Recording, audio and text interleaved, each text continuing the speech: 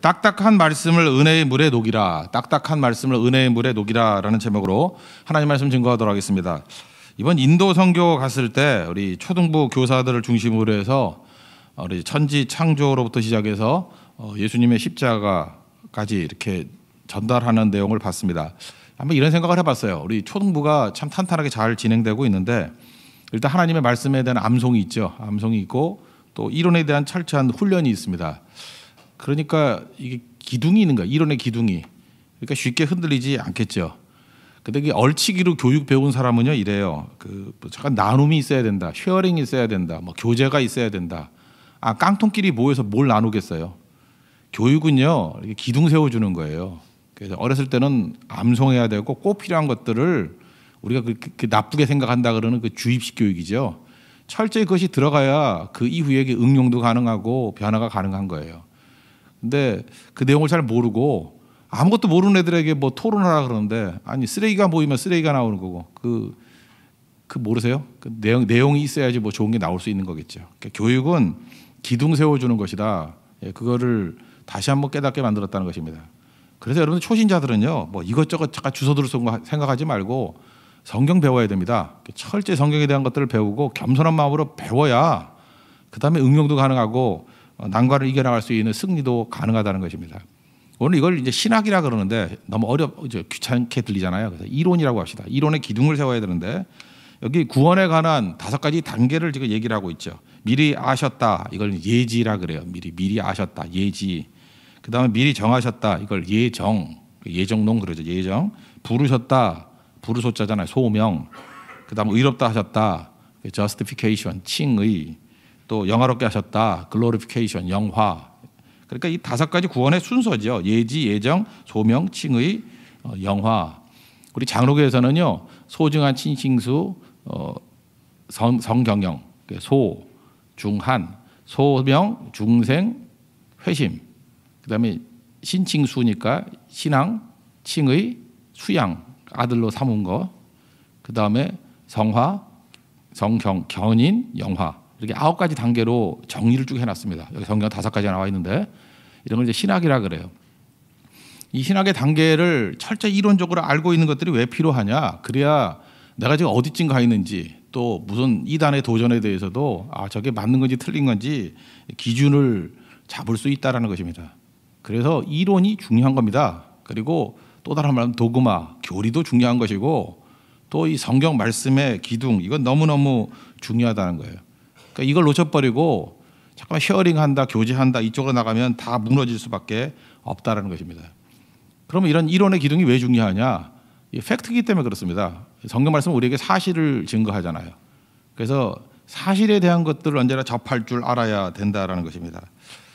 우리가 접근할 때 저는 장사꾼을 참 좋아하는데 여기도 지금 사업하시는 분들이 있죠. 사업하시는 분들이 일반적인 얘기하는 거 보면은 혀를 찰 때가 있어요. 현실하고 다른 저런 이상한 소리 하네.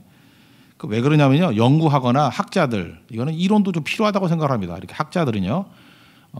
지금 현재에 매몰되지 아니하고 미래를 향해서 나아가야 되기 때문에 뭐 이렇게 연구하는 것도 필요하겠죠. 그러나 장사하는 사람들에게 강점은 뭐냐면 100% 팩트예요. 팩트 아닌 것들과 부딪히면 다 박살났기 때문에 그렇습니다.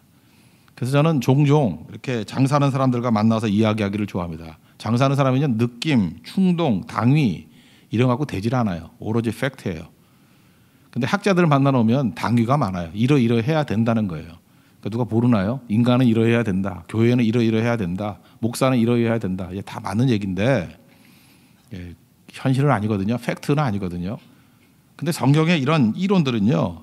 팩트예요. 세상에서 제일 무서운 것이 사실이라고 생각합니다. 사실은 이건 뭐 싱싱한 거니까 이거는 절대 변화되는 게 아니죠. 그래서 사실과 부딪혀서 신앙생활하는 것이 필요하다는 것입니다. 사실을 무시하면 어떤 일이 벌어지죠? 내 눈앞에 장애물이 있습니다. 사실인데 무시하고 싶어요. 없다라고 생각해요. 부딪히면 다칩니다. 그래서 사실은요 냉혹한 거예요. 그래서 이렇게 여러 번 부딪히고 깨지고 좌절하고 되게 이렇게 허황되게 당위론적인 사람들은 현실에 한번 가보세요. 현실성이 없어요. 그래서 아무것도 없다고 깡통밖에 없어요. 아무것도 없는 사람들이에요. 왜냐하면 사실을 무시했기 때문에 항상 세상에서는 버림받거든요. 근데 사실과 철저히 직면하는 사람들은 극복하고 피해갈 줄 알고 이길 줄 아는 그런 능력을 배우게 된다는 것입니다. 오늘 이 구원의 5가지 단계, 이건 사실입니다. 그래서 이것 때문에 우리가 흔들리지 않는다는 거예요. 그래서 예를 들어서 예수님의 이름의 능력, 말씀의 능력, 이건 사실이잖아요. 한편손 마른 사람이 있습니다. 근데 우리가 이게 논리로 한번 나간다고 생각해봐요. 손이 말라 있어요. 신경이 다 죽었는데 손 내밀라 그럽니다. 그러니까 논리는 뭐죠? 먼저 고쳐주세요. 그래야 내밀죠. 이게 논리죠. 그러니까 논리 따지는 사람은 절대로 팔을 펼 수가 없습니다. 근데 예수님 말씀을 듣고 사실이거든요. 이름의 능력은 사실이거든요. 그냥 힘주고 내밀었더니 펴지는 거예요. 설명이 되는 게 아닙니다. 이건 그저 믿고 내민 사람은 펴진 거예요. 이게 사실입니다. 그래서 우리 사실에 입각해서 신앙생활하는 사람은 성장이 엄청나게 빠른데 밤낮 앉아가지고 책이나 읽고 뭐 이렇게 따지고 논리적으로 하는 사람들은 그 자리에서 벗어나질 못하는 거예요. 그게 약점이라는 것입니다. 전자제품 원리 다 알고 쓰는 거 아니잖아요. 근데 전자제품을 사가지고 이게 어떤 원리로 작동되는지를 연구한다 그러면 몇 가지나 쓸 수 있겠습니까? 전자제품은 완성된 제품이다라는 사실을 받아들이고 그냥 매뉴얼대로 누르면 돼요. 이거 누르면 작동한다. 그러면 쓰는 거예요. 자동차도 알고 쓰는 게 아니잖아요. 그죠? 이거 믿고 쓰는 거죠. 이렇게 시동 걸고 엑셀 밟으면 나간다. 그거를 믿고 쓰는 거라고요. 이게 팩트거든요. 팩트에 입각한 신앙생활을 하는 것이 중요하다는 것입니다. 마태복음 7장 7절도 마찬가지입니다. 구하라 그러면 주실 것이요, 찾으라 찾을 것이다, 뭐 두드리라 그러면 열릴 것이다. 이거 팩트거든요. 이거 그대로 사용하는 사람은 기도의 능력을 입는 거고, 과연 기도가 이게 많으냐 하면서 이거 맨날 그 머리 아프게 논의하고 따지고 하면은 아무것도 안 된다는 거예요. 성경 말씀은 사실입니다.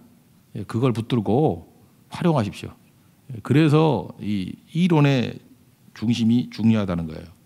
많은 사람들이 이것이 사실일까 아닐까 고민하는 사람이 있고, 사실이다 믿고 행하는 사람, 속도의 차이는 어마어마한 거예요. 한 사람 고민하고 있을 때 딴 사람은 저 멀리 가 있습니다. 여러분, 하나님 말씀의 이론, 그죠? 이걸 이제 교리라고도 하는데, 이 말씀의 이론을 붙들고 사실로 받아들이고 사용하십시오. 그러면 저 멀리 가 있다라는 거예요. 그게 신앙의 성장일 수 있다라는 것입니다. 두 번째로 살필 것은 뭐냐면은, 근데 하나님께서 이 좋은 거를 왜 딱딱한 이렇게 이론으로 주셨냐는 거예요. 오늘 여러분들 이렇게 그 5가지 뭐 예지 예정 이렇게 쭉 나가다 보니까 너무 딱딱하잖아요. 이게 이거 갖고 뭐 은혜 받을 사람이 누가 있어요. 그래서 너무 딱딱한 설교가 안 좋습니다. 이렇게 얘기를 하는데 지루하고 딱딱하고 어렵습니다. 근데 하나님께서 우리에게 신학을 개념으로 주신 이유가 있다고요. 신학 중에 대표적인 게 레위기거든요. 레위기 지겹죠? 안 지겹습니까? 너무 딱딱해요. 로마서도 사실은 재밌다 그러기에는 딱딱한 내용들이에요. 그죠?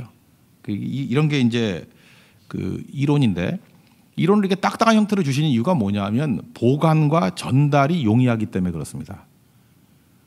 이게 서술로 쭉 돼 있다 그러면요, 보관도 힘들고 전달도 너무너무 힘들다라는 거예요.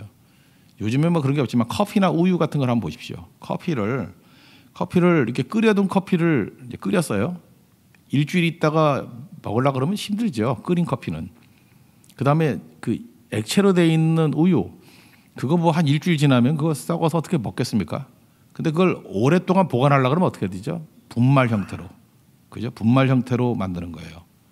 우유도 우유 가루라 그러죠. 우유 가루로 만들고 커피도 이렇게 분말 가루로 만든 거예요. 그러면 전달도 쉽고요. 그다음에 보관도 쉬운 거예요. 근데 여러분 가운데 커피를 그냥 이렇게 그 분말로 먹는 사람 있습니까? 물론 저는 가끔 그래요. 이렇게 커피 원두 몇 개 씹어 먹고 그럴 때도 있지만, 그렇게 먹는 건 그 커피 매니아 빼놓고는 없을 거예요. 그거 없어요, 거의. 거기다 뜨거운 물을 부어서 녹여 먹는 거죠. 마찬가지로 하나님 말씀의 이론도 마찬가지입니다. 이거 그대로 먹는 사람이 누가 있어요? 여기에 기도와 은혜의 이 뜨거움을 가지고 이걸 녹여 먹는 거예요. 그러면 이 하나님의 말씀의 이론이 얼마나 이게 우리에게 힘이 되는지 몰라요. 여기에서 그 원래의 은혜가 다 쏟아져 나오는 거고. 그래서 하나님 말씀은 믿음으로 받아야 되는 거예요. 히브리서에서 나오잖아요. 그 믿음을 화합지 아니했다고. 믿음을 섞어야 돼요. 그래서 받아들여야 되고 눈물을 섞어야 돼요.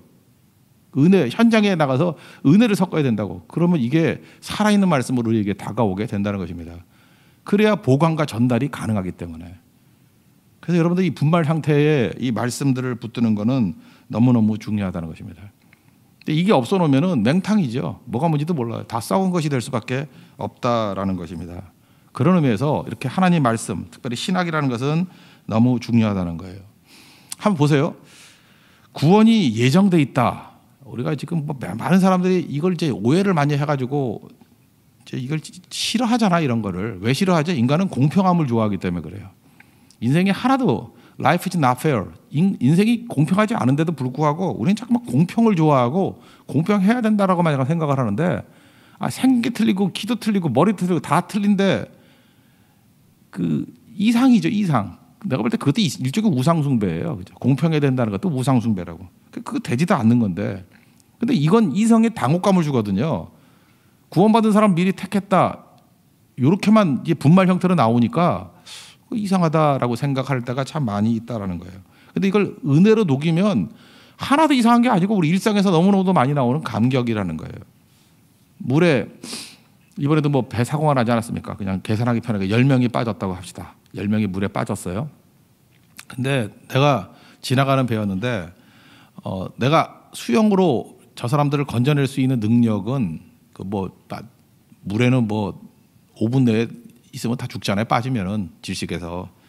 내가 살릴 수 있는 사람이 3명밖에 없었어요. 내가 아무리 수영을 잘해도. 그래서 건져내고 3명을 건져냈습니다. 10명이 빠져서 죽어가는데 3명을 건져냈어요. 그럼 이 사람은 훌륭한 사람입니까? 나쁜 사람입니까? 팩트로 볼 때는 정말 훌륭한 사람이에요. 목숨 걸고 3명을 건져낸 사람이기 때문에. 그래서 건진받은 사람은 생명의 은인으로 알고 감사히 여길 거예요. 근데 이게 이론으로 들어가면요. 이게 탁상공론으로 들어가면 어떻게 되냐면은 왜 불공평하게 3사람만 건졌느냐 이렇게 나와요. 이해가 되시죠? 그 다음에 10명을 다 건지지 못하면 안 건지는 게 나아. 무슨 기준으로 너는 건졌어? 그럼 건진 사람 마음이죠. 어떻게 보면 가까이 있는 사람이라든지 아니면 또 가까이 있더라도 너무 무거운 남자는 버렸을지도 몰라요. 저 같아도. 그래서 가벼운 것부터 먼저 건지는 게 낫죠. 그죠? 아니면 자기 기준이 있을 거 아니에요. 뭐 그래도 여자와 어린아이를 먼저 건져야 된다 뭐 이런 것도 있을 거고 아니면 가까이 있는 거 먼저 건져야 될 거고. 어쨌든 고마운 거죠. 10명 중에 3명 건진 사람을 비난할 수 없죠. 이건 훌륭한 의인이에요.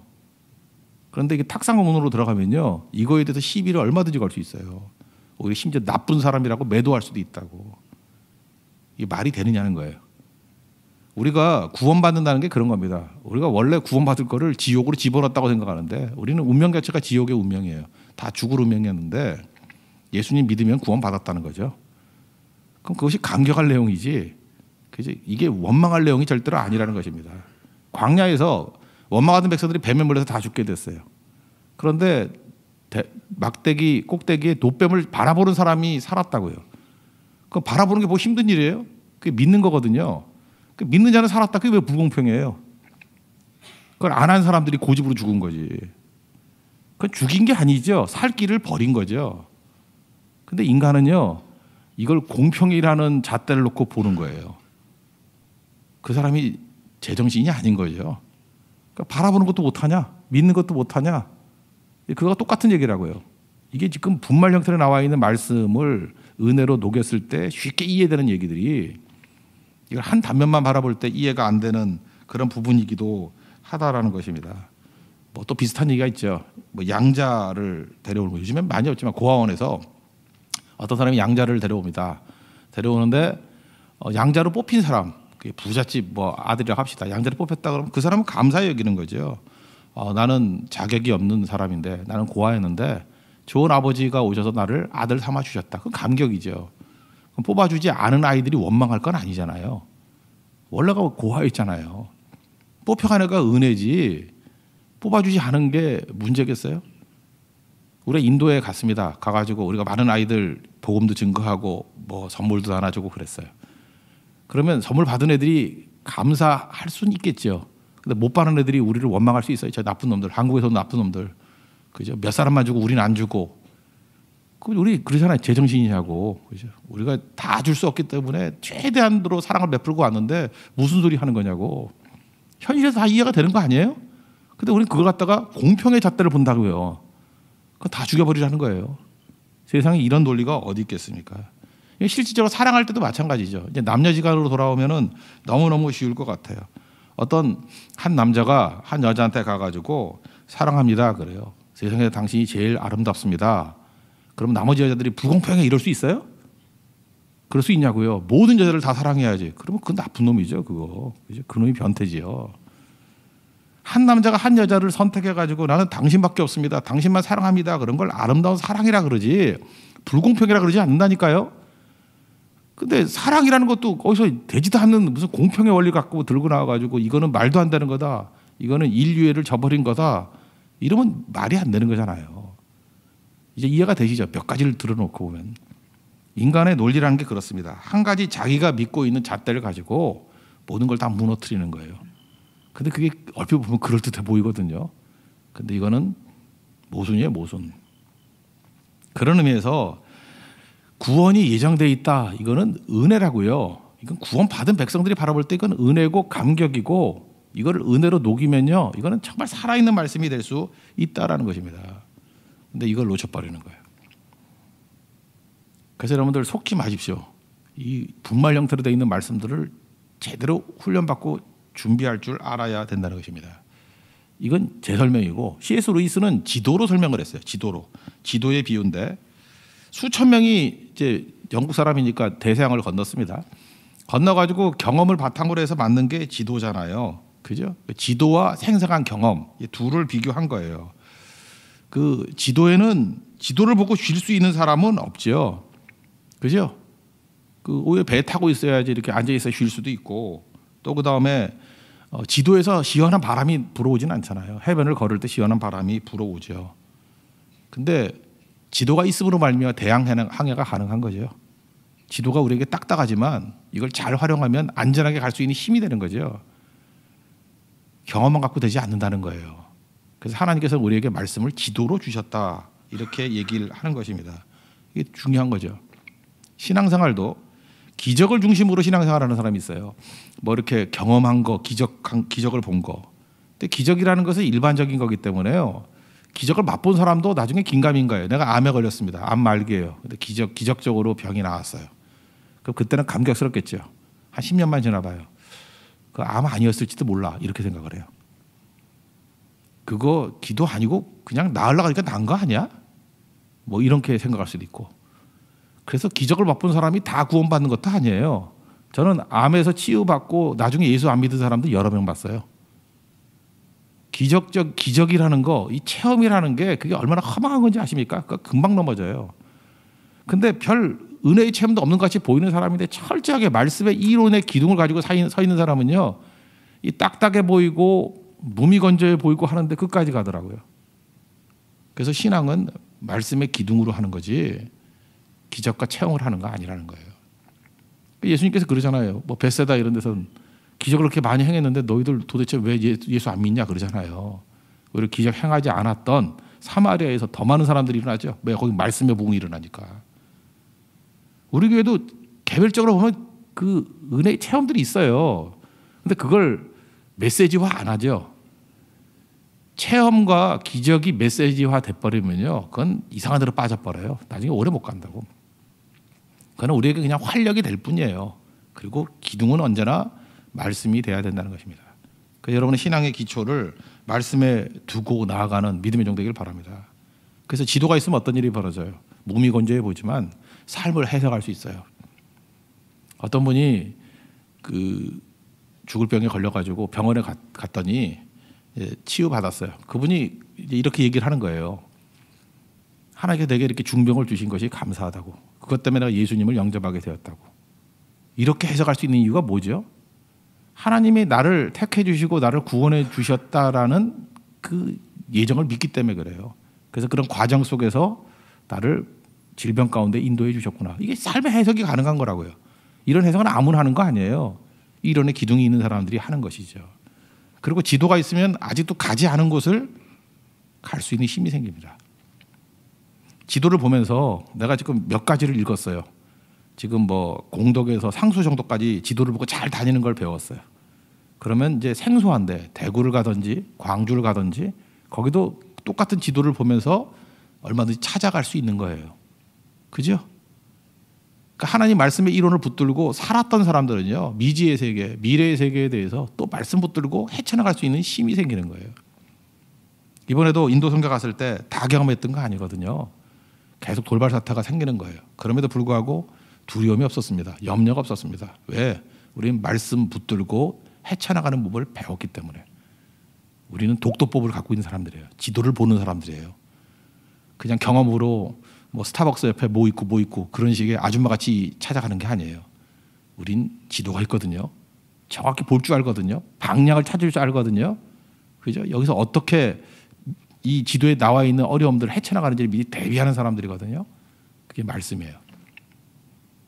그러므로 우리 교회는 이후에 우리 주일학교 교육부터 시작해서 마찬가지입니다. 모든 것들을 다 통틀어서 무슨 훈련시켜야 되냐. 성경을 지도로 훈련시키는 훈련. 이게 말씀 훈련이라는 거예요.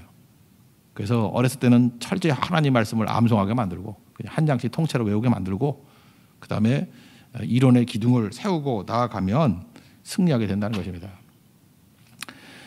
또 한 가지 요즘에 이제 헷갈리는 것 중에 하나가 뭐 교회에 대한 비판들이 되게 많잖아요. 뭐 교회가 왜 저러느냐 뭐 이러냐. 근데 내가 성경을 몰라서 하는 소리라고 생각을 해요.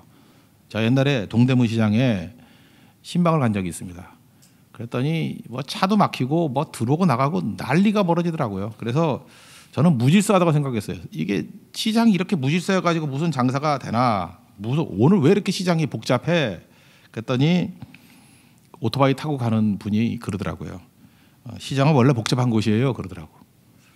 나는 그 말이 참 하나님 음성같이 들리더라고요.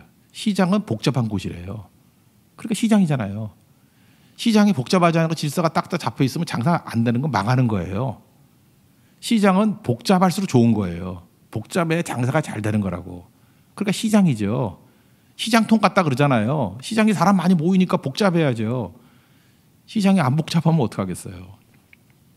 그래서 시장이 복잡하다는 것을 이론으로만 알고 있는 사람, 이게 탁상 공부를 하는 사람들은 이상하다고 여기지만 시장은 그런 곳이거든요. 그걸 당연히 받아들이는 거예요. 교회도 마찬가지입니다. 교회가 왜 이렇게 더러워 그러는데 교회는 더러울 수밖에 없어요. 죄인들이 모인 곳인데. 그리고 교회는 시끄러울 수밖에 없어요. 왜 그래요? 초신자들이 오는 곳인데 오래 믿은 사람끼리 자기들끼리 모여가지고 질서 잡는다 그러면 되겠지만 우리 날마다 어린애들 나오잖아요. 여러분 아이들 까나라하게 키우는 집이 깨끗할 수 있습니까? 맨날 애 울고 시끄럽고 복잡하고 그게 낫지요. 우리 지방선교 갔을 때 할머니 할아버지만 계셔가지고 조용한 마을 좋아요? 우리 어린아이들 데리고 지방선교 가면요 어른들이 너무너무 좋아해요. 왜냐하면 어린아이 본 지 오래됐대. 그죠? 조용한 게 좋은 게 아니에요. 시끄러운 게 교회죠. 시끄러운 게 살아있는 집이죠. 그러니까 이거는 비난의 대상이 아니에요. 이거 살아있음이에요. 살아있음. 그거 어떻게 알죠? 성경을 통해서 알 수 있는 거라는 겁니다.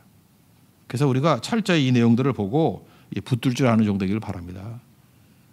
어느 또 처녀가 와서 그래요. 아, 자꾸만 총각들이 와서 야근데 치근덕거린다고. 아줌마 돼보세요. 아무도 치근덕 되지 않아요. 그 치근덕 될 때가 좋을 때예요. 알아요? 그때가 결혼 정년기고 매력이 넘쳐나니까 총각들이 와서 치근덕대지. 시간 지나면 정중하게 오셨습니까? 그럴 때가 와요. 예. 그때가 인생 종칠 때지 좋을 때가 아니라고. 다 나오잖아요 지금.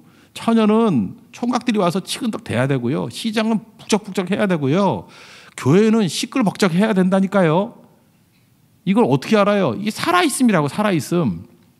이걸 이상하게 여기지 말라고요. 근데 탁상 공부하는 자들은 와가지고 이걸 문제라 그래. 아, 이런 바보들이 있어. 이런 바보들이. 살아있는 교회의 특징인데. 그죠? 교회는 여러분 선교 맨날 하니까 교회는 맨날 정신이 없어야 돼요. 정신이 없고. 그렇잖아요. 우리 생업도 해야 되고 선교도 해야 되고 사명도 이뤄야 되고. 그러니까 인생이 선한 싸움이죠. 싸움 없는 곳으로 가게 해달라. 무덤으로 가세요. 무덤으로. 그게 똑같은 얘기를 하고요. 성경은 이걸 우리에게 말해주고 있다는 거예요. 팩트 그리고 지도예요. 그리고 선한 싸움을 싸우는 거. 오늘 이 모든 것들 종합해서 우리가 붙들어야 될 얘기 뭐냐. 철저히 하나님 말씀 붙들고 선한 싸움에서 이기는, 철저히 하나님 말씀의 이론을 붙들고 우리 대항항해를 가능하게 만드는 우리 거룩한 종들 되길 바랍니다. 말씀이 우리를 살리고 이끌어 갈 것입니다. 예, 그런 승리하는 믿음의 종 되기를 축원합니다. 예, 모두 자리에서 일어나겠습니다. 우리 말씀의 종들 되게 해달라고 기도하는 마음을 찬양했습니다. 546장 찬송하겠습니다.